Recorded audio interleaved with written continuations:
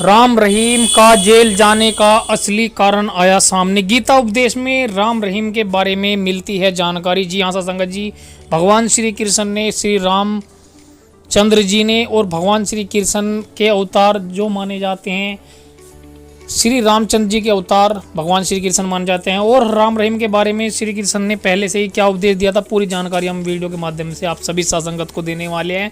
सभी साथ संगत से हाथ जोड़कर विनती करना चाहते हैं कि इस वीडियो को आज आपको बिना स्किप किए लास्ट तक देखना है और हजूर पिताजी के जेल में जाने का असली कारण क्या है, असली वजह क्या है, पूरी जानकारी हम इस वीडियो के माध्यम से सभी साथ संगत को देने वाले हैं। इसीलिए सभी साथ संगत से हाथ जोड़कर विनती करना चाहते हैं, कृपया करके इस वीडियो को अभी से लाइक कर दे और चैनल को सब्सक्राइब नहीं किया तो इस चैनल को सब्सक्राइब भी कर ले, क्योंकि आज आपको वो जानकारी हम देने वाले हैं जो कि आप सभी साथ संगत को मिलनी चाहिए और अपने सद्गुरु पर विश्वास बनाए रखना चाहिए, जिस वजह से हम सभी को जीवन जीने का असली तरीका पता चल जाएगा। और हमारे मन में जो सवाल उठते हैं कि हजूर पिताजी अवतार रूप सत्य होने के बावजूद भी, इतने करोड़ों लोगों का दिल जीतने के बावजूद भी हजूर पिताजी को आखिरकार जेल में क्यों जाना पड़ा। जी हाँ सत्संगत जी, सभी सत्संगत को वीडियो को अगर आप लास्ट तक देखते हैं तो आज पूरा मन में डाउट जो भी है आप हजूर पिताजी के प्रति सभी सत्संगत का क्लियर होने वाला है। सभी सत्संगत वीडियो को लाइक कर दे, चैनल को सब्सक्राइब नहीं किया तो इस चैनल को सब्सक्राइब कर ले। कमेंट बॉक्स में हजूर पिताजी को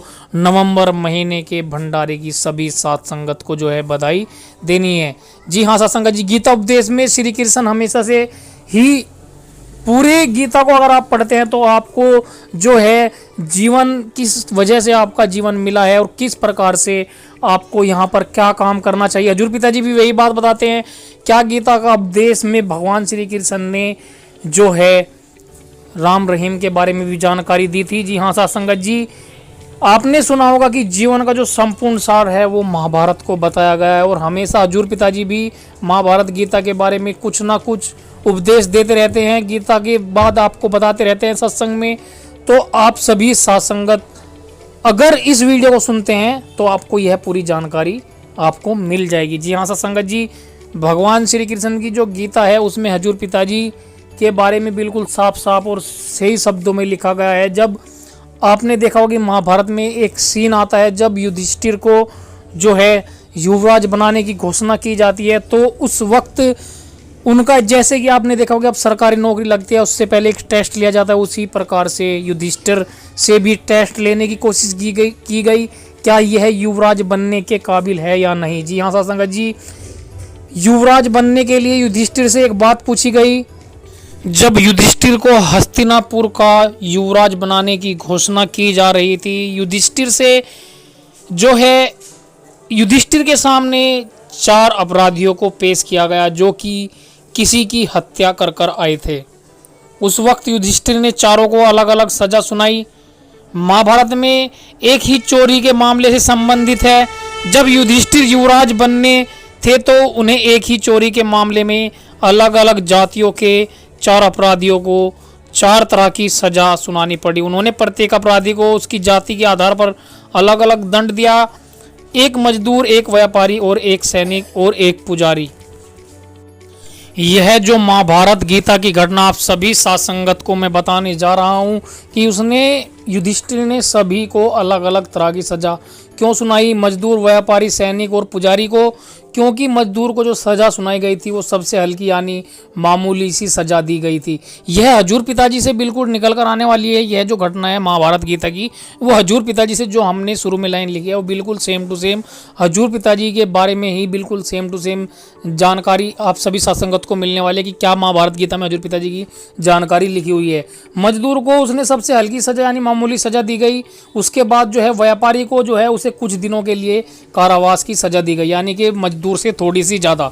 जी हाँ साथ संगत जी, और सैनिक उसे लंबा कारावास जो है युधिष्ठिर के द्वारा बोला गया कि सैनिकों को लंबा कारावास होना चाहिए, क्योंकि यह एक क्षत्रिय है और क्षत्रिय का धर्म होता है रक्षा करना, और ये उल्टा जो है मृत्यु किसी की कर रहे हैं तो उसको लंबी सजा होनी चाहिए। जो सबसे कठोर सजा सुनाई गई थी वो पुजारी यानी ब्राह्मण जिसका संबंध सीधा सीधा हजूर पिताजी हमेशा से एक ही बात बताते हैं कि जो भी साथ संगत डेरा सच्चा सौदा से नामदान ले लेती है, डेरा सच्चा सौदा से हजूर पिताजी से जानकारी ले लेती है कि किस प्रकार से आपको बुरे कर्म नहीं करने चाहिए, जीव हत्या नहीं करनी चाहिए, कोई भी पाप नहीं करना चाहिए, और आप उसके बावजूद भी हजूर पिताजी से सत्संग लेने के बाद हजूर पिताजी के वचनों पर चलते हो और फिर हजूर पिताजी के वचनों को तोड़ते हो, तो हजूर पिताजी के वचन है कि जो जानबूझकर जानते हुए भी यह काम करता है, इस तरह से अपराध करता है, तो उसकी सज़ा जो है ऊपर जाकर रूहानी मंडलों में बहुत भयंकर सज़ा उसको मिलती है। जो ब्राह्मण को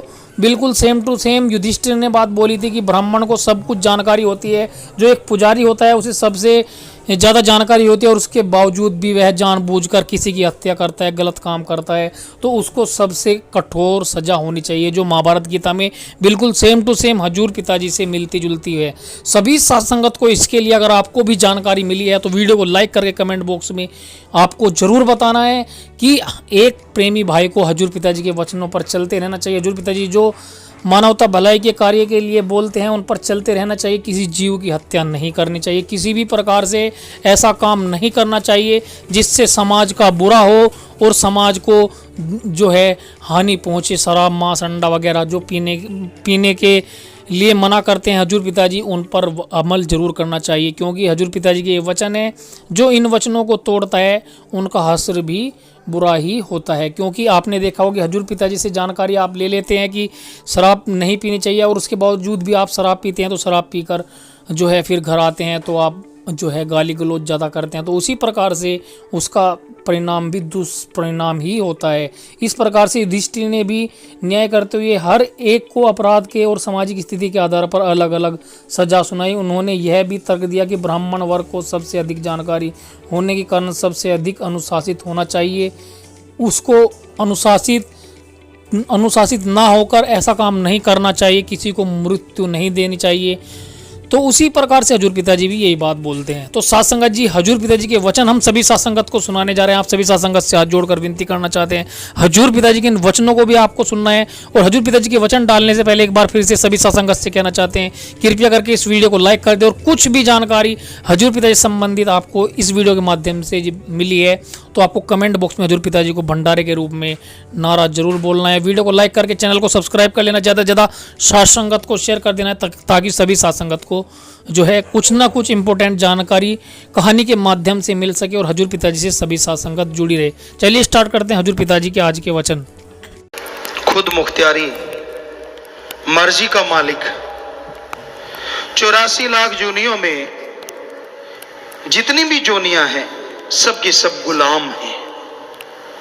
सिर्फ एक जोनी को छोड़ के बाकी सब अपने किए कर्मों का फल भोगती हैं, या काल चक्कर में फंस के काल के भयानक कर्मों को भोगती रहती हैं। एकमात्र जोनी ऐसी है जो काल के जाल को तोड़ सकती है, वो जोनी प्रभु ने, अल्लाह वाहिगुरु राम ने खुद बनवाई, और वो जोनी है मनुष्य की जून, मानस की जून। कहते हैं जब सारी जोनियां बन गई तो रूहें वापस नहीं आई, मस्त हो गई। फिर काल ने वचन ले लिया कि जैसे ये मस्त हैं ऐसे ही रहें। तो मालिक की आवाज को ना सुना, तो मालिक ने देखा, वचन तो दे दिए कि अब तो ये आत्माएं कभी काल के भंवर से आजाद होंगी ही नहीं, हमेशा के लिए फंस गई। तो परमपिता परमात्मा ने काल से फिर मनुष्य शरीर बनाया। सारे देवी देवताओं ने इस शरीर को सजदा किया। उन देवी देवताओं ने भगवान से पूछा कि हम इसको सजदा क्यों करें, ये भी तो शरीर है, बाकी भी शरीर है। तो भगवान ने, अल्लाह राम ने तब कहा कि इस शरीर में जो भी आत्मा मृत्युलोक में मेरी भक्ति इबादत करेगी, मेरा नाम जपेगी, उसे मैं मृत्युलोक में दर्श दीदार जरूर दूंगा, और उस आत्मा को आवागमन से आजाद करवा दूंगा। बाकी की जोनियां सब की सब गुलाम, किसी को अधिकार नहीं कि वो राम का नाम ले सके, उस ओंकार की भक्ति इबादत कर सके। सिर्फ मनुष्य जोनी को मालिक ने यह अधिकार दे दिया। तो ये अधिकार मिल गए, सब देवी देवताओं ने सजदा नमस्कार किया। और इस बारे में कबीर साहब जी की वाणी भी पुष्टि करती है कि गुर सेवा ते भक्त कमाई, तभी यह मानस दे ही पाई। गुरु की सेवा, गुरु अपनी सेवा नहीं करवाता। गो का मतलब अंधकार, रू का मतलब प्रकाश। जो अज्ञानता रूपी अंधकार में ज्ञान रूपी दीपक जला दे, वो सच्चा गुरु। गुरु की सेवा कौन सी होती है? सृष्टि की सेवा। गुरु जो कहे वो सेवा करो। प्यासे को पानी पिलाओ, भूखे को खाना खिलाओ, अंगहीन अपंग लाचार का इलाज करवाओ, तड़फते हुओं को सहारा दो, दीन दुखियों की मदद करो और सबका भला मांगो, ये गुरु कहता है। तो गुरु सेवा ते भक्त कमाई, और गुरु जो कहे वो भक्ति करो। कौन सी भक्ति? उस ओंकार का नाम जपो। वो मूल मंत्र देते हैं, गुरु मंत्र देते हैं, मेथड ऑफ मेडिटेशन, सिख धर्म में नाम शब्द। वो शब्द देते हैं जिसका अभ्यास करने से सारे देवी देवता भी खुश होते हैं और उस ओंकार सुप्रीम पावर अल्लाह वाहिगुरु के दर्श दीदार भी हो सकते हैं। तो गुरु वो भक्ति करने की प्रेरणा देते हैं। गुरु अपनी भक्ति नहीं करवाते, वो तो उस परम पिता परमात्मा के लिए आते हैं, उसकी भक्ति की प्रेरणा देते हैं कि उसकी भक्ति करो, उसका नाम जपो। और जो वचन सुन लेते हैं संत पीर फकीरों के, गुर सेवा ते भक्त कमाई, तब यह मानस दे ही पाए। इसलिए ये मनुष्य जन्म मिला है। इस देही को सिमरह दे। इस शरीर के लिए देवी देवता सुमरन करते हैं, क्योंकि उनको भी पता है आवागमन से अगर मुक्ति हो सकती है तो मनुष्य के शरीर में आके, चाहे कोई देवी देवता बना फिरता रहे, आवागमन से मोक्ष मुक्ति सिर्फ मनुष्य के शरीर में संभव है। ये धर्मों में, रूहानियत में बताया गया है। तो इस देही को सिमरह देव, सो देही बजहर की सेव, भजो गोविंद भूल मत जाहो, मानस जन्म का ही लाहो। भाई, इस शरीर के लिए देवी देव सुमरन करते हैं, भक्ति करते हैं, इबादत करते हैं कि हे परमात्मा हमें भी मनुष्य शरीर दे। और हे मनुष्य, तू उनको जाप करता है कि तू आके मेरे काज सवार। वो कहते हमें मनुष्य शरीर मिले। वो तो सुमरन करते हैं, तुझे तो ये शरीर मिल गया है, तो इसमें उस मालिक का नाम जपो। भजो गोविंद भूल मत जाहो। गोविंद जो दोनों जहां का मालिक है, वो ओंकार, एक ओंकार, वो अल्लाह का नूरे जलाल, वो सुप्रीम पावर, उसका नाम जपो, भूलो नहीं। वही मुक्ति का दाता है। भजो गोविंद भूल मत जाहो, मानस जन्म का यही लाहो। मनुष्य शरीर का सबसे बड़ा लाभ यही है कि जीते जी गम, चिंता, टेंशन, परेशानी, बीमारियों से आजादी मिल जाए और मरणोपरांत जन्म मरण से मुक्ति मिल जाए। तो ये मालिक के नाम के द्वारा संभव है। ना पैसे से, ना दिखावे से, ना ढोंग पखंड करने से, ना किसी और तरीके से मालिक खुश होता है। जब तक दिल का शीशा साफ नहीं होता, उसकी तस्वीर प्रकट नहीं होती, चाहे जितना मर्जी जोर लगा लो। लोग वाह वाह कहेंगे, वाह जी वाह, वाह जी वाह, लेकिन लोगों की मान बढ़ाई सारी एक तरफ और अल्लाह वाहिगुरु राम एक तरफ। वो इन चीजों में नहीं मिलता। उसको पाने के लिए दिलो दिमाग में से बुराइयां साफ करनी होंगी, अपनी खुदी को मिटाना होगा। चाखा चाहे प्रेम रस, राखा चाहे मान, एक म्यान में दो खड़ग, देखा सुना न कान। चाखा चाहे प्रेम रस, मालिक के प्यार को पाना चाहता है, और दूसरी तरफ मान बड़ाई वाह का भूखा है। दोनों चीजें एक म्यान में नहीं रहती। जैसे एक म्यान में दो तलवार, कबीर जी कहते ना तो देखा ना सुना, उसी तरह एक शरीर में झूठी मान बड़ाई और अल्लाह वाहिगुरु राम का प्यार इकट्ठे नहीं रहते। यहां मालिक का प्यार है, वहां अहंकार नहीं, और यहां अहंकार है वो थोथा चना बाजे घना, वो खाली है, उसके अंदर मालिक का प्यार नहीं, वो कोरा ज्ञान सुनाने वाला है। क्योंकि जिनका हृदय साफ है, जिनके अंदर अहंकार नहीं, खुदी नहीं, उनके अंदर खुदा बसता है। यहां खुदी है, वहां से खुदा कोसों किलोमीटर दूर चला जाता है, सैकड़े किलोमीटर दूर चला जाता है। इसलिए अपने आप को पवित्र बनाओ, मालिक का नाम जपो, उसकी भक्ति इबादत करो। उसके नाम में ये शक्ति समाई है कि आपके अंदर के कचरे को साफ कर दे। जैसे जमींदार भाई हैं, कपास नरमा जो भी फसल बोते हैं, अगर सही टाइम पे संभाल करें तो फसल फलती फूलती है। सही पानी हो, खाद स्प्रे जो भी आप देते हैं, पर उसमें एक चीज और भी जरूरी है, उसमें से घास फूस निकालना भी जरूरी है। जिस जमींदार के खेत में घास फूस ज्यादा बढ़ जाता है और वो आलस करता है, आज नहीं यार कल निकालेंगे, कल नहीं यार परसों निकालेंगे, उसको ये नहीं मालूम कि जो ताकत तेरी नरमे के पौधों ने, कपास के पौधों ने लेनी है, वो तो घास फूस खींचते जा रहे हैं।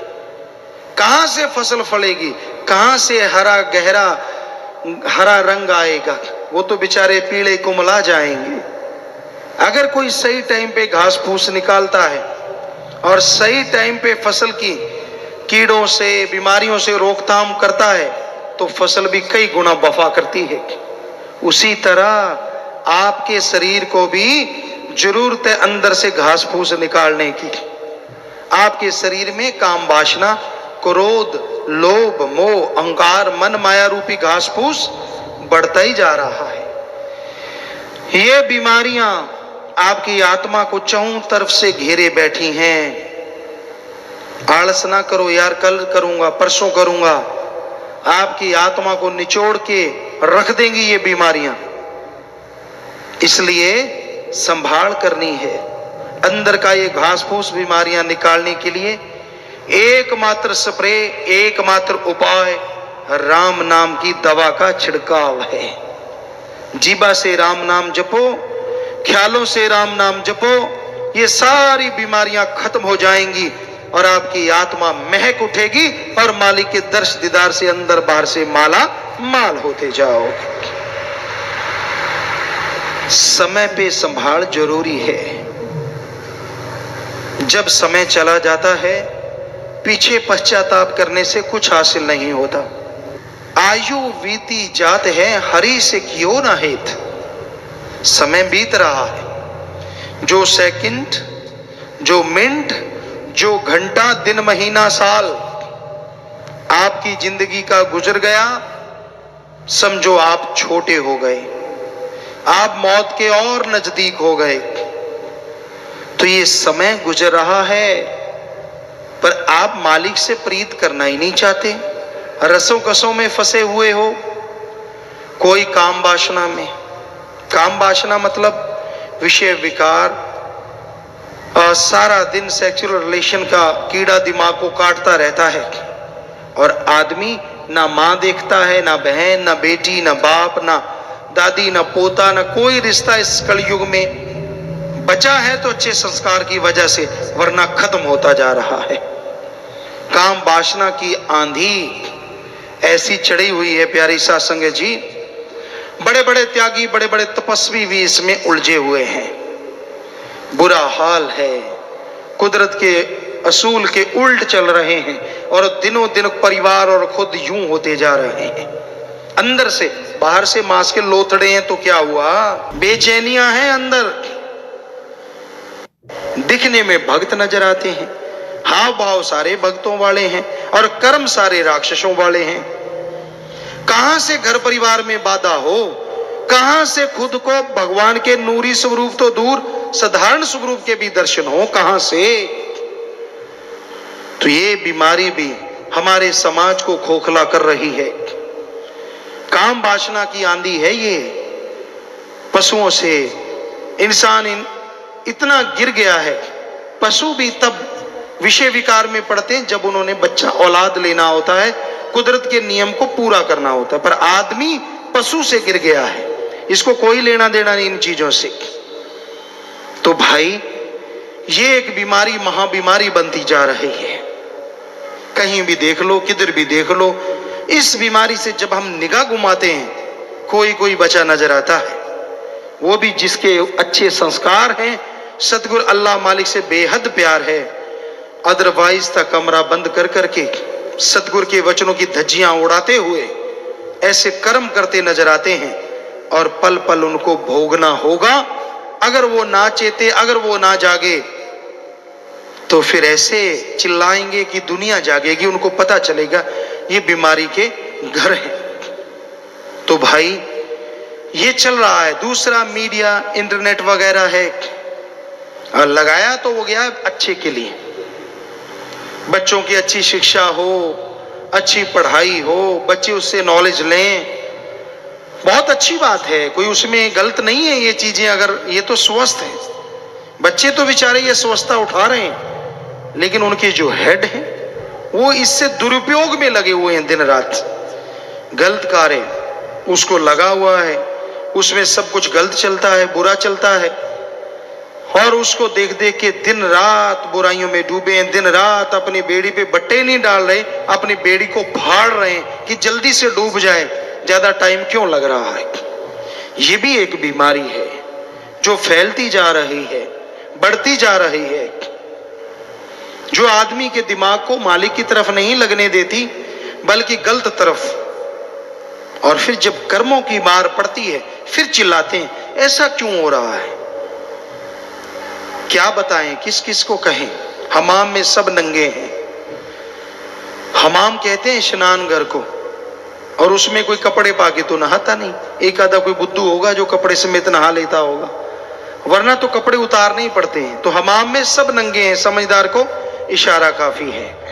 काम वासना से कोई बिरला ही बचा है, सब डंगे हुए हैं। सुमरण करे, मालिक पे दृढ़ विश्वास रखे तो बचाव हो जाए तो हो जाए भाई, वरना तो हम उस मालिक और सतगुरु के अलावा मानते नहीं कोई इससे बच जाए।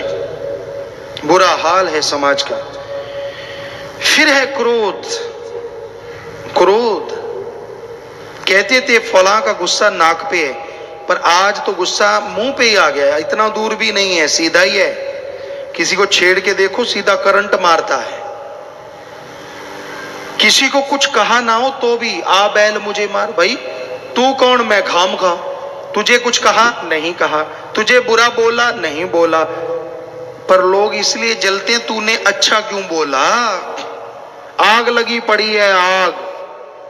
किसी धर्म में बता दो निंदा करो, किसी को बुरा कहो लिखा हो तो हम सत्संग करना छोड़ देंगे। और बताओ क्या कहें। बड़े बड़े धर्म के नुमाइंदे आए हमारे सामने, हम पूछते हैं उनसे किसने सिखाया है आपको किसी की निंदा करनी, किसी को बुरा कहना। कहां, किस ग्रंथ में लिखा है। बनते फिरते हैं धर्म के ठेकेदार नुमाइंदे। अपने आप को सुधार लो, इतना ही काफी है। आज समाज में इतना बुरा हाल है।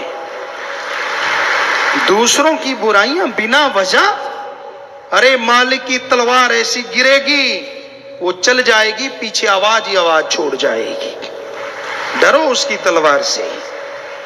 कोई अच्छा करता है, अच्छा बोलता है, अच्छा कहता है, अच्छे कर्म करवाता है, आपको चिलूने क्यों लड़ते हैं। क्या बीमारी है आपको। कर्म अच्छे करने तो खुद करो, दूसरे को करने से मत रोको। ये कलयुग, ये घड़ा पापों से भरता जा रहा है, खास करके ऐसे लोगों का ही जो दूसरों की निंदा करते हैं, क्योंकि किसी धर्म में लिखा ही नहीं है। गुरु सहवानों के पवित्र गुरबाणी में तो, क्योंकि हमने पढ़ी है पूरी की पूरी, बहुत बार पढ़ी है, इतने पेज भरे हैं पर निंदा के पाप के कि पढ़ पढ़ के आदमी सोचे यार इसको पढ़ के निंदा कर ही नहीं सकता आदमी। पढ़ के देखो, निंदा भली किसी की नाही, मनमुख मुग्ध करन, मुंह काले तिन निंदका, नरके को और पवन। मनमुख वो गुरु का तो है ही नहीं, गुरु सहबानों की वाणी कह रही है, उसके ऊपर गुरु की तो कोई कृपा है ही नहीं जो निंदा करता है। मनमुख है वो, मनमुख। मुग्ध महामूर्ख है, मुग्ध का मतलब मूर्ख, महामूर्ख। मनमुख मुग्ध करन, मुंह काले तिन निंदका, नरके को और पवन। या तो कह दो गुरुओं की वाणी झूठी है, जो कि हो नहीं सकता, क्योंकि उनका तो एक एक अक्षर सच था, सच है और सच ही रहेगा। तो फिर क्यों यहां भी नरक पैदा कर रहे हो और आगे भी नरक पैदा कर रहे हो? दोनों जहान में मुंह काला होगा तो होगा ही होगा 100%। सिर्फ क्रोध में आके, सिर्फ किसी की कठपुतली बनके, किसी की उंगलियों के इशारे पे नाचने वाले दूसरों की निंदा किया करते हैं, खुद का दिमाग काम में नहीं करते, पशु बनके। जब और हमने ऋषि मुनि हिंदू धर्म में पढ़ा, हर धर्म में पढ़ा, हर धर्म में मना है पर निंदा महापाप, पर निंदा महापाप, पर निंदा महापाप। तो किसी का बुरा नहीं कहना चाहिए प्यारी सा संगजियो, अपनी अंदर की बुराइयां साफ करनी चाहिए। अंदर की बुराइयां साफ करने में टाइम लगा दो, वही बड़ी बात है। किसी की बुराइयां गाते हो, वो बुराइयां आपके अंदर आ जाती हैं। इसलिए किसी दूसरे को देख के जला भुना ना करो, ऐसे क्रोध ना किया करो। फिर है लोभ लालच। ये लोभ लालच ही तो सब कुछ करवाता है। लोभ है सर्व पाप का बाप। यहां लोभ लालच आ गया, बाकी के पाप अपने आप जुड़ते चले जाते हैं, अपने आप बनते चले जाते हैं। तो लोभ लालच बुरी बला है। इससे बेटा बाप को मारता है, भाई भाई में दुश्मनी पैदा हो जाती है। वो भाई जिनकी रगों में एक जैसा खून, एक ही मां बाप का साया, एक दूसरे के लिए छोटे होते जान कुर्बान करने को तैयार। जैसे माया रानी आई, जैसे लोभ लालच ने अपना जाल फैलाया, पल में भूल गए कि कैसा भाई और कैसा नाता, एक दूसरे के खून के प्यासे हो गए। तो ऐसा है ये लोभ लालच। और ये लोभ लालच ही निंदा करवा रहा है। लोग बिक रहे हैं, बिकाऊ माल। कैसी मां बाप की औलाद, लानत ऐसी जननी पे जिसने ऐसी औलाद को जना, और लानत उन पे जो अपने दिमाग का इस्तेमाल नहीं करते, चंद नोटों के लिए आदमी आदमी को मार देता है।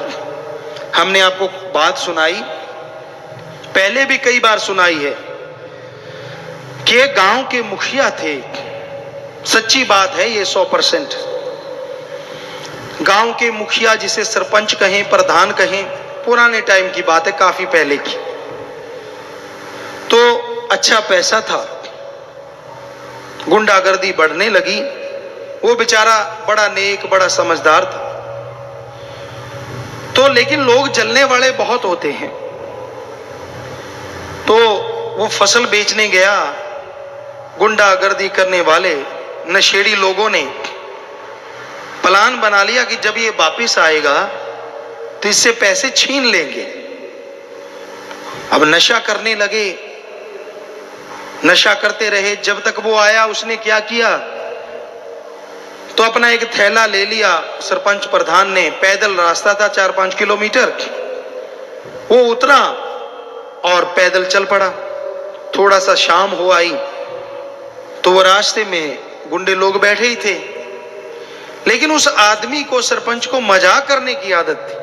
कहते हैं ना, हद से ज्यादा कोई चीज अच्छी नहीं होती। ना ज्यादा धूप, ना ज्यादा मेघला, ना बरसात अच्छी ज्यादा, ना धूप ज्यादा अच्छी। मौसम बढ़िया रहे तो अच्छा है। कोई भी चीज ज्यादा अच्छी नहीं। तो वो मजाक बहुत करता था, ये उसकी सबसे बड़ी कमी थी।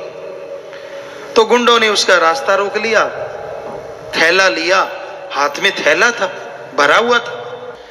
कहने लगे इसमें क्या है?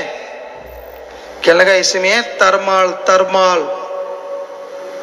तरमाल मतलब वो तरकारी लेके आया था, सब्जी। अब तरमाल का पंजाबी में उत्तर बनता भी काफी कुछ है। तरमाल, तरावट ज्यादा है। वो गुंडों ने फिर पूछा क्या है? कहता तरमाल। छीनने लगे, कहता ना मैं नहीं देता। तो उन्होंने झट से गोली मार दी, मर गया। निकाल के देखा तो 2-5 रुपए की सब्जी, कुछ भी नहीं, क्योंकि उसने पैसा अपने बैंक में अपनी दुकान पे जमा करवा दिया था। बताओ आदमी की कीमत कितनी हुई? चंद तरकारी। अरे मारने वालों, जो आप किसी से रुपए लेके किसी आदमी को मारते हो, चंद नोटों के लिए हम आपको करोड़ों रुपए देते हैं। उस मरे हुए को जिंदा कर दो और करोड़ों रुपए ले लो। कर सकते हो जिंदा? अगर नहीं तो मारने का हक तुझे किसने दिया? मारा रखे आप है। आप भगवान के हाथ में है ये हक, अपने हाथ में ना लो, वरना जिंदगी भर खुद मरोगे। सारी औलाद, आने वाली गुजरी हुई पीढ़ियां नरकों में, दोजख में भयानक सजा तड़पती रहेंगी। इसलिए गुलाम ना बनो। भगवान ने आपको आजादी दी है, किसी के गुलाम बन के जिंदगी क्यों गुजारते हो? तो फिर है मोह ममता। ये मोह ममता भी बड़ी बुरी बला है।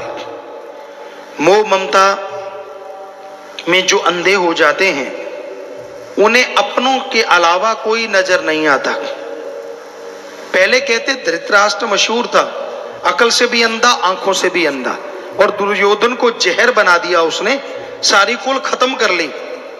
आज कोई धृतराष्ट्र दिखता नहीं, क्योंकि आज ये देखने वाली बात है धृतराष्ट्र कौन नहीं है, सारे ही धृतराष्ट्र बने हुए हैं। कोई मालिक का प्यारा ही बचा है। हर किसी को अपनी औलाद, हर किसी को अपना परिवार, दूसरा तो कोई नजर ही नहीं आता। महा बीमारी लगी हुई है मोह ममता की। बच्चों के लिए कमाना, पैसा बनाना, इकट्ठा करना, ये कोई गलत कार्य नहीं है, ये तो आपका फर्ज है, कर्तव्य है। पर धर्मों में लिखा, हिंदू धर्म में कड़ा परिश्रम करके खाओ, सिख धर्म में दसा नवांदी किरत करो, इस्लाम धर्म में हक हलाल की रोजी रोटी खाओ, इंग्लिश फकीर हार्ड वर्क करके खाओ, जितना मर्जी कमाओ। पर किसी के मुंह का निवाला छीन के खाओगे तो वो हरी रस अमृत नहीं, जहर का काम करेगा, धीमे जहर का। ठगी, बेईमानी, भ्रष्टाचार, दूसरे का हक मार के खाना, ये मोह ममता के भी कारण लोग कर रहे हैं, अपनों के लिए बनाने के लिए। तो ये गलत है, महापाप है। फिर है अहंकार, किसी को ऊंचे धर्म का, किसी को ऊंची जात का, किसी को राज पहुंच का, किसी को धन दौलत का, किसी को जमीन जायदाद का, किसी को अपनी औलाद का। और अहंकार को मार पड़ती थी, पड़ती है और पड़ती ही रहेगी। 1 लख पूत 1.25 लख नाती, तै रावण घर दिया न बाती। रावण से बढ़ के कोई अमीर नहीं, रावण से बढ़ के कोई साइंटिस्ट नहीं, वैज्ञानिक नहीं, क्योंकि उसके कंधे पे परमाणु हमेशा टंगा रहता था। रावण से बढ़ के कोई धर्मों का विद्वान नहीं, चारों वेदों का टीकाकार पंडित था। राजनीतिज्ञ नहीं, सारे शास्त्र उसने पढ़ डाले थे, जुबानी याद थे। उससे बड़ा धनवान नहीं, उसके नौकरों के कमरे भी गोल्ड सोने के बने हुए थे। सो उसने अहंकार किया और उसका बुरा हाल हो गया। तो भाई ये 5 काम वासना, क्रोध, लोभ, मोह, अहंकार बुरी तरह से इंसान को बर्बाद कर रहे हैं। ऊपर से मन माया इनके मुखिया हैं, हेड हैं, इनके सरदार हैं, जो बुरी तरह से जीव को भरमाते हैं। चंद नोटों के लिए आदमी को जो मर्जी बुला लो, चंद नोटों के लिए आदमी से जो मर्जी करवा लो। नकली माँ बाप मिल जाएंगे, नकली रिश्ते मिल जाएंगे, पर सच्चा प्यार अल्लाह वाहिगुरु राम का भक्ति इबादत के बिना बाजार से खरीदा नहीं जा सकता। अगर अंदर भावना होगी, अंदर वैराग्य होगा, तो वाहिगुरु राम की कृपा होगी। कपड़े पहनने से, या शरीर को हार श्रृंगार लगाने से भगवान मिलता तो बैली शैली कब के भगवान को खरीद के ले जाते। ये बाहरी ढोंग ढकोसले से नहीं मिलता। जब तक अंदर का छल कपट नहीं छोड़ते मालिक के दर्शन नहीं हो सकते। चाहे जितना मर्जी दिखावा कर लो, भावना शुद्ध हो, मन चंगा कठौती में गंगा। रविदास जी ने चमड़ा भिगोने वाले उस जो पत्थर की चीज थी उसमें से गंगा बहा दी थी पूरी की पूरी। राजा को कहा था सोने के कड़े निकाल ले जितने निकालने, मन चंगा कठौती में गंगा। कहने का मतलब अगर आपका अंदर साफ है, राम नाम आप लेने वाले हैं, तो घर परिवार में रहते मालिक के दर्शन कर सकते हैं। जंगल उजाड़ों में जाने की जरूरत नहीं पड़ती। और अगर मन गंदा है, यहां मर्जी घूमते रहो, मालिक नहीं मिलने वाला। हाँ, शौक है आप कर सकते हो, बड़े कपड़े लत्ते पहन के ये वो ये फूं फां ये कर सकते हो, क्योंकि ये कलयुग है, इसमें इससे हवा मिलती है। पर जो वाहिगुरु राम अल्लाह ईश्वर को पा लेते हैं उनके अंदर अहंकार नहीं होता, उनके अंदर शौक नहीं होती। वो तो क्या कहते हैं श्री गुरु नानक देव जी महाराज के, जो इतनी बड़ी पदवी के मालिक हुए, उन्होंने कहा है, क्या कहा है, कोई आखे पूतना कोई कहे बेताला। गुरु जी कह रहे हैं कि हमें लोग क्या कहते हैं, कोई आखे पूतना कोई कहे बेताला, कोई आखे आदमी नानक बेचारा। कहते कोई हमें कहता है आदमी है, कोई कहता नहीं यार ये तो भूत है, बेताल है, पानी पे चल पड़ता है, ये तो पल में ऐसे कर देता है, यहां मर्जी प्रकट हो जाता है, ये तो हाथ से पहाड़ रोक देता है। पर गुरुजी क्या कहते हैं, कोई आके आदमी नानक बेचारा, कि भाई हम तो उस मालिक के अदने से दास हैं। गुरुजी कहते इतने बड़े महापुरुष, ये है सच्चे संत, सच्चे मालिक के नुमाइंदे की निशानी। यहां कोई अहंकार या कोई ऐसी चीज नहीं होती। ये होते हैं मालिक के प्यारे, वो संत, वो पैगंबर। अपने आप को मान बढ़ाई देके दुनिया का नुमाइंदा बना लेने से मालिक के प्यारे नहीं बनोगे, नरकों में बास होगा, नरकों में बास। क्योंकि गऊ को आटा दिखा के उसका घात करवाने के समान है धर्म का नाम लेके लोगों को लूटना, लोगों को गुमराह करना और उनको धर्मों के उल्ट रास्ते पे लेके जाना। धर्म नहीं सिखाते। धर्म शब्द का मतलब क्या है, पूछो आलिम फाजिलों से। धर्म शब्द का मतलब है आदमी को आदमी से जोड़ो, धारण कर लो, और आदमी को अल्लाह वाहिगुरु राम से जोड़ो।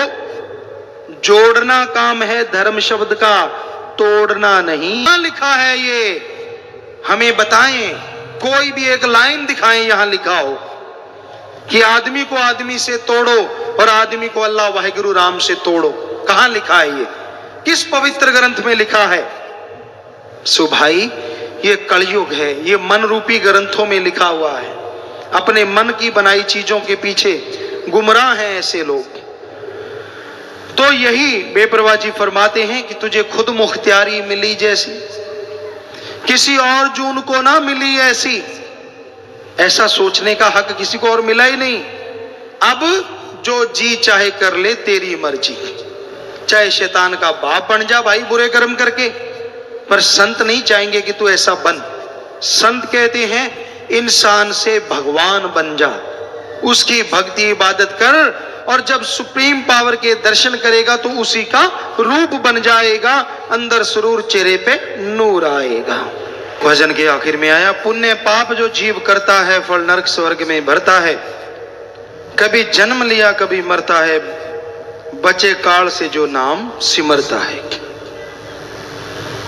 जैसे कर्म करते हो वैसा फल भोगना पड़ता है। जैसा बीज बोओगे वैसा काटोगे जरूर। बबुल का पेड़ अगर बोओगे उस पे आम नहीं लगेंगे, लंबी लंबी सूड़ लगेगी। अगर पाप कर्म करते हो तो ये हो नहीं सकता कि आने वाले टाइम में आपको बेहद खुशियां या रूहानी नजारे मिलेंगे। पाप कर्म का फल तो भोगना ही पड़ेगा। सत्संग सुनते हो, आत्मा को फल मिलता जाता है, लेकिन अमल करते हो तो जीते जी खुशियों से लबरेज हो सकते हो। सुन के अमल करना जरूरी है। नाम जपो, बुरे कर्म छोड़ दो। यहां कहते हैं कि ये कर्म बुरा है, आपने सुन लिया, सत्संग सुन के फिर से बुरे कर्म करना, वो तो महापाप है। कैसे बचोगे उस पाप से? सो पाप बुरा कर्म करने में ही होता है। कर्म से ही पाप बनते हैं। सोच विचार अगर बुरा आता है, सुमन कर लो, अमल ना करो, उन विचारों से आप बच जाएंगे, उनका पाप नहीं लगेगा। पर जब बुरे कर्म करने लग जाते हो, वो फल भोगना पड़ता है। सो बुरा कर्म नहीं करना चाहिए। सोच पे तो कंट्रोल करना, जल्दी से काबू आना मुश्किल है। चलते चलते आदमी बैठा कहीं और होता है, देख कुछ और होता है, और अंदर मामला कुछ और ही चल रहा होता है। कई ऐसे होते हैं, देख कुछ और रहे, हाँ जी हाँ जी। हम आपको सुनाते हैं, एक बात सुनाया करते थे। एक आदमी लड़का था, बड़ी गड़बड़ किया करता था, टीचरों को भी ढंग से नहीं बोलता था। तो एक बार कोई टीचर बीमार हो गए, हम लोग गए, सबने पूछा, वो 5-7 दिन के बाद वापस आए या 15 दिन के बाद वापस आए। सर जी ठीक है, आप गुरुजी ठीक है, तब बोला करते थे जो भी। तो हम सब ने जैसे पाँव को ऐसे हाथ लगाया करते थे अपने टीचरों की, उस समय ये मर्यादा थी, तो उसने भी लगाया। हम हैरान रह गए, यार आज ये भी बदल गया। दूसरे कहने लगे, हमने कहा नहीं पूछो, पूछने से पता चलेगा बदला है कि नहीं बदला। वो मजाकिया सा था, क्योंकि गंदे मजाक करना भी कईयों की आदत होती है। वो समझते हम पता नहीं क्या है, लोग उनको जोकर समझते। आ गया जोकर, मुंह पे नहीं कहते, क्योंकि हंसना होता है ना उसकी बातों पे। तो हमने कहा पूछ के देखो, इसने हाथ लगाया, कोई और वजह होगी। जब सारे इकट्ठे हुए, उसको बुलाया, यार गुरुजी का हमने भी पूछा, मास्टर जी गुरुजी कहते थे, तूने भी पूछा? हमने तो पूछा भी गुरुजी, इतने आप देर से आए, बेचारे बीमार थे। कहता मैंने भी पूछा। क्या गुरुजी जिंदा मरे क्यों नहीं? बताओ, लगा पैरों के हाथ रहा है ऐसे, और अंदर कहता मैं सोच रहा हूं गुरुजी फिर आ गए, मरे क्यों नहीं? बताओ। तो यहां पता नहीं है कौन कैसे लोग होते हैं।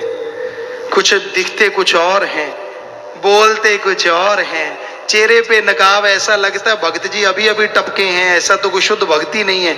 और अंदर इतना विष भरा होता है, इतना जहर भरा होता है उनके पाप कर्मों का, कहने सुनने से परे।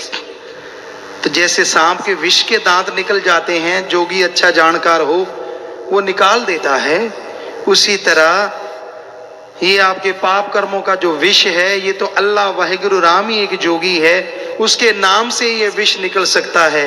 अन्यथा भाई कोई दुनिया में जन्मा नहीं जो आपके इस विष के दांतों को तोड़ सके। उसका जाप करोगे अल्लाह वाहिगुरु के नाम का, तो वो तो जरूर आपके विष के दांतों को तोड़ देगा, आपके पाप कर्म खत्म कर देगा, और आप मालिक की दया में रहमत से दोनों जहान में माला माल हो जाएंगे। इंसान जैसे कर्म करता है वैसा फल उसे भोगना पड़ता है। अगर खोटे कर्म करता है तो बदले में यहां वहां दोनों जहां में दोजख की आग, नरक की आग जलाती रहती है। इंसान दुखी होता रहता है, परेशान होता रहता है। कर्म खोटे कभी करने नहीं चाहिए, क्योंकि खोटे कर्म इंसान को कभी भी चैन की जिंदगी नसीब नहीं होने देते। हमेशा अच्छे नेक कर्म करो, सबका भला मांगो, और यहां तक संभव हो सबका भला करो। भला मांगना इंसानियत है, भला करना इंसानियत से भगवान तक का सफर है, जिसमें राम का नाम जपो, मालिक की बनाई औलाद का भला करो, किसी का बुरा ना करो। अगर आप किसी एक का भी दिल नेक भले कर्म करके खुश कर लेते हैं तो वो सैकड़े सालों की बंदगी के बराबर है। एक दिल खस्ता रखें बाहू, ले 100 वरियां थी इबादत हो। एक दिल खुश कर ले, बुरे कर्मों से नहीं, भलाई से, नेकी से, अच्छे कर्मों से, तो 100 साल की बंदगी के बराबर भक्ति मालिक उसी क्षण दे देता है। एक बार एक मुसलमान फकीर हज के लिए चले। उनको लगा कि मैं सबसे पहला हाजी बनूंगा। उस हिसाब से वो अपने घर से निकले। दिन का सफर, रात का सफर, अगला दिन और रात। लगा कि मैं 12-1 बजे तक पहुंच जाऊंगा तो पहला हाजी मैं होऊंगा। जब वो रात के समय जा रहे थे, वो स्थान पास ही था कि अचानक उस फकीर के कानों में किसी के कर्राहने की आवाज आई और वो आवाज एक दर्द भरी आवाज थी। फकीर ने निगाह मारी, कुछ नजर ना आया। कर्राहने की आवाज जिधर से आ रही थी उसका पीछा करते हुए फकीर वहां पहुंचा। क्या देखता है? एक कुत्ता है और उसके चारों पांवों के ऊपर से पहले गड्ढे हुआ करते थे, बैलगाड़े या ऊंट गाड़े। उनकी जो टायर होते थे वो लकड़ी के होते थे और लकड़ी टूटे ना, तो उसके लिए उसके एक लोहे का टायर चढ़ाया होता था। तो इस वजह से उसके चारों पैरों के ऊपर से टायर गुजरा तो उसके पांव कट गए। ना वो जीते में ना मरते में। फकीर को बड़ा दुख लगा। सोचने लगा, इसको कराहता हुआ छोड़ के जाऊं, ये मेरा जमीर नहीं मानता। और यहां रुक गया तो हाजी कैसे बन पाऊंगा पहला, जिसके लिए मैंने कब से इंतजार किया है। मक्के पहुंचना जरूरी है। फिर फकीरी ने जोर मारा, उस कुत्ते को उठा लिया। पास ही एक कुआं था, कुएं के पास ले गया कि पानी पिलाता हूं। तब बड़ा साफा पगड़ बांधा करते थे फकीर उस समय। उन्होंने वो पगड़ उतारा, नीचे लटकाया, पानी से दूर रह गया। इधर उधर निगाह मारी, कोई नजर नहीं आ रहा था। तो पजामे टाइप उसने पहन रखी थी, उसको उतारा। उसका नाड़ा बहुत लंबा था, पजामे को जोड़ा तो पगड़ी पानी तक पहुंच गई। पानी निकाला, कुत्ते के मुंह में डाला, कुत्ता कुछ शांत हुआ। फिर पानी निकाला, कुत्ते के मुंह में डाला। यूं जद्दोजहद करते करते करते करते करते करते रात के 12-1 बज गया। कुत्ता सुकून पाया। कुछ देर के बाद कुत्ता मर गया, चोड़ा छोड़ गया। फकीर ने टाइम देखा, तारों को देखा कि भाई पहला हाजी तो मैं बन नहीं सकता, चलो सो जाते हैं, बाद में हज कर लेंगे, क्या फर्क है, बात तो एक ही है। अल्लाह की कलमा अता किया, वहीं पे सो गया। तो मालिक ने उसे दर्शन दिए।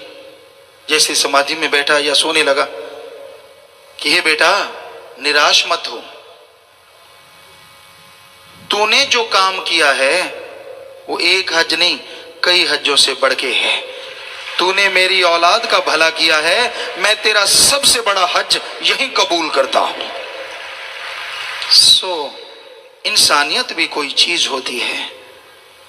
धर्मांध होके इंसान इंसानियत को कुचलता है, ये धर्मों में कहीं लिखा नहीं है। सतगुरु की कृपा से हमने अपने हिंदू धर्म के पवित्र ग्रंथ, चारों वेद शास्त्र, पवित्र गीता, रामायण, महाभारत, जिसे 5वां वेद कहते हैं, सभी पढ़े।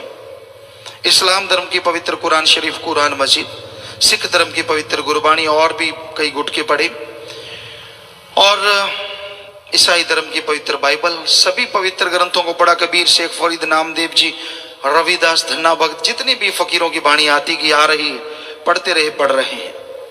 और यही निकला कि इंसानियत का जज्बा सबसे ज्यादा मालिक को पसंद है।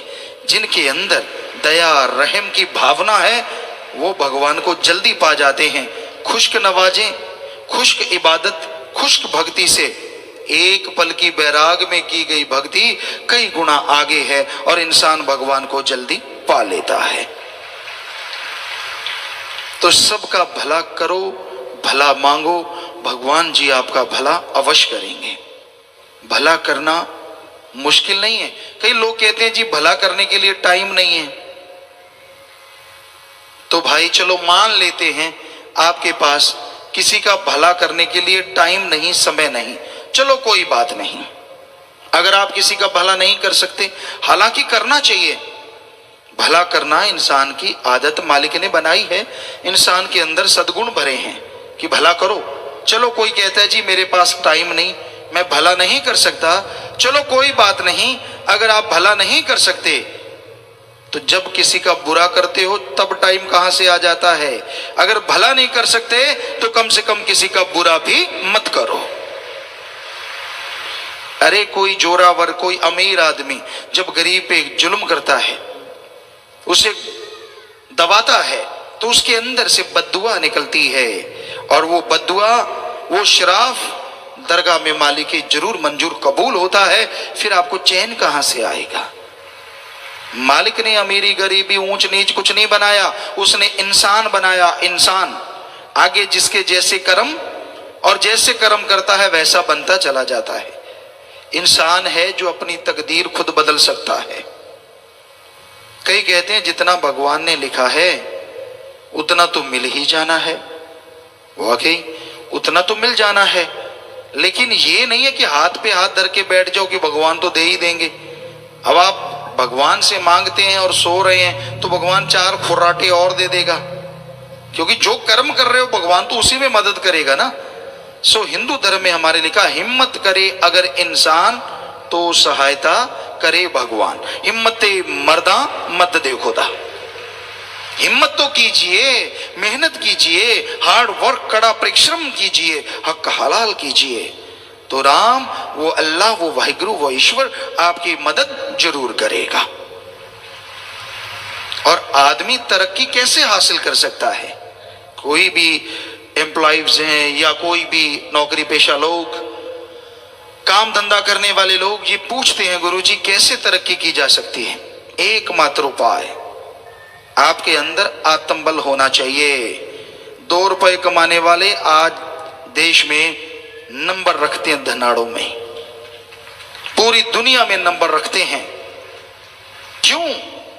क्योंकि जिनके अंदर आत्मबल बुलंदियों पे होता है, सफलता उसके कदम अपने आप चूमती है। आत्मबल सफलता की कुंजी है। कभी भी आत्मबल गिरने ना दो। और आत्मबल अगर आपके अंदर कम है तो उसकी एकमात्र खुराक ओम हरि अल्लाह वाहिगुरु राम का नाम है। ईश्वर की भक्ति करो, राम का नाम जपो। कोई अलग टाइम नहीं। मान लो आप गाड़ी चला रहे हैं, हाथों से स्टीयरिंग, पैरों से क्लच ब्रेक, एक्सीलेटर है, जीभा से तो स्टीयरिंग नहीं पकड़ना। जीभा से राम नाम जपते जाओ, देखते जाओ, चलाते जाओ। लेकिन आप तो कुछ और ही देखते जाते हैं। फसल देख ली, इसकी अच्छी है, हमारी तो नहीं अच्छी, इसकी जल जाए। खूबसूरत कोई देख लिया, अच्छा ये इतना खूबसूरत है, फला इतना खूब, ऐसे सीट फाड़ रहे हो, आपको क्या मिल जाएगा? क्यों नहीं जाते जाते राम का नाम लेते? यकीन मानो जरूर आपको कुछ ना कुछ अच्छा मिल ही जाएगा। सो रहे हो, नींद नहीं आ रही, लेटे लेटे राम को याद करो। खाना खाते हो, खाना खाने से आधा मिनट पहले राम का नाम ले लो। चलते फिरते काम धंधा करते, हाथों पैरों से कर्म जोगी और जीवा ख्यालों से ज्ञान जोगी। दोनों कर्म साथ साथ करोगे तो इस जहान की भी खुशियां और उस जहान की भी खुशियां मालिक अता जरूर कर देंगे। कोई घर नहीं छोड़ना, कोई धर्म नहीं छोड़ना, कोई पैसा नहीं देना, कोई नोट बोट का चक्कर नहीं होता भक्ति में। जिस मर्जी धर्म को मानो, जैसे मर्जी कपड़े पहनो, बस सच्ची भावना, सच्चे दिल से अगर भक्ति इबादत करोगे, चाहे आप अमीर हैं चाहे गरीब हैं, मालिक की दरगाह में मंजूर कबूल वो भक्ति जरूर हो जाएगी। ये नहीं है कि आप 1000 रुपए की ठगी मार के 100 रुपया भगवान को चढ़ा देंगे तो खुशियां मिल जाएंगी। सवाल पैदा ही नहीं होता, क्योंकि 100 आपने चढ़ाया है और आप जैसे ने वहीं से उठाया है। मालिक के पास तो एक नया पैसा नहीं जाता। हमने सारे धर्म पढ़े हैं, किसी धर्म में नहीं लिखा ओम हरि अल्लाह वाहिगुरु राम लेता है। हर धर्म कहता है वो दाता था, दाता है और दाता ही रहेगा। वो भगवान मंगता नहीं हो सकता, उसका तो संत भी मंगता नहीं होता, वो भी करके खाता है। संतों का शरीर है ये मांगने के लिए नहीं है। जब सब कर्म जोगी हैं तो संतों को भी करके खाना चाहिए। मांगन मरण समान है, मत कोई मांगो भीख, मांगन से मरना भला, ये सतगुरु की सीख। कर्म करके खाओ, मांग के नहीं। श्री राम जी, श्री कृष्ण जी अवतार हुए हिंदू धर्म में, वशिष्ठ जी ऋषि हुए, सिख धर्म के गुरु सहवान हुए, इस्लाम धर्म के पैगंबर मोहम्मद साहब हुए, और ईसाई धर्म में ईसा मसीह हुए। हमने सभी का जीवन पढ़ा, सभी ने करके खाया, मांग के नहीं खाया। जब इतने बड़े बड़े महापुरुष करके खा सकते हैं तो आम फकीर को या आम आदमी को तो करके खाना चाहिए। हम भी करके खाते हैं, खेती बाड़ी कर लेते हैं, इंजीनियरिंग का हर कार्य, अच्छा नेक कर्म हर सतगुरु हमसे करवा लेता है।